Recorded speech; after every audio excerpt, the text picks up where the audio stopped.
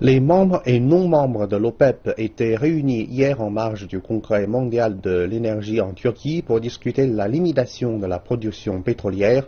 Les cours du pétrole ont chuté de plus de 50% ces 2 dernières années dans le cadre d'un ralentissement économique mondial. Un accord permettrait de stabiliser le marché.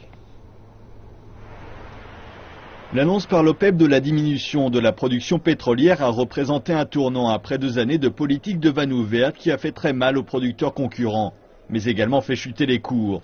La Russie a été le premier pays non membre de l'OPEP à saluer l'accord et a annoncé sa participation en limitant sa production journalière à un peu moins de 11 millions de barils. La décision a été saluée par les pays producteurs de pétrole particulièrement touchés par la chute des cours. Nous avons vu les cours trop faibles détruire la demande des pays qui ont gravement souffert des pertes de recettes. Et cela en lui-même a ralenti la croissance économique mondiale. Si vous regardez les prévisions du FMI, la situation n'est pas aussi bonne qu'avant. Selon les récents rapports de l'OCDE et du FMI, la croissance mondiale a été en 2015 la plus faible depuis la fin de la crise économique mondiale de 2008. Et les prévisions pour les années suivantes ne sont pas prometteuses. Pourtant, l'Arabie saoudite a mis en garde contre toute chute drastique de la production à même de créer un choc sur les marchés.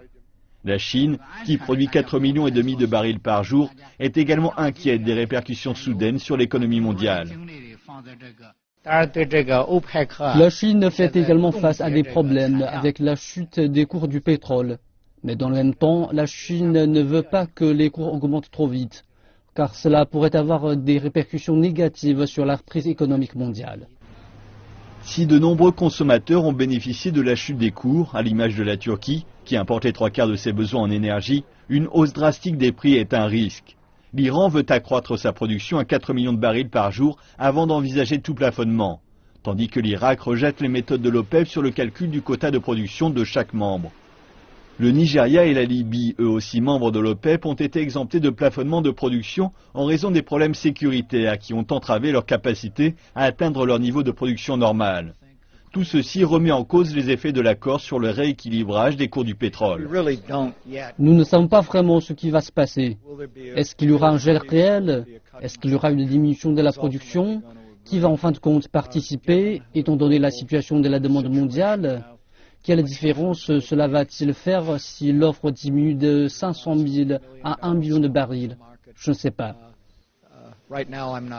L'OPEP espère mettre au point les derniers détails de l'accord lors de sa rencontre à Vienne à la fin du mois.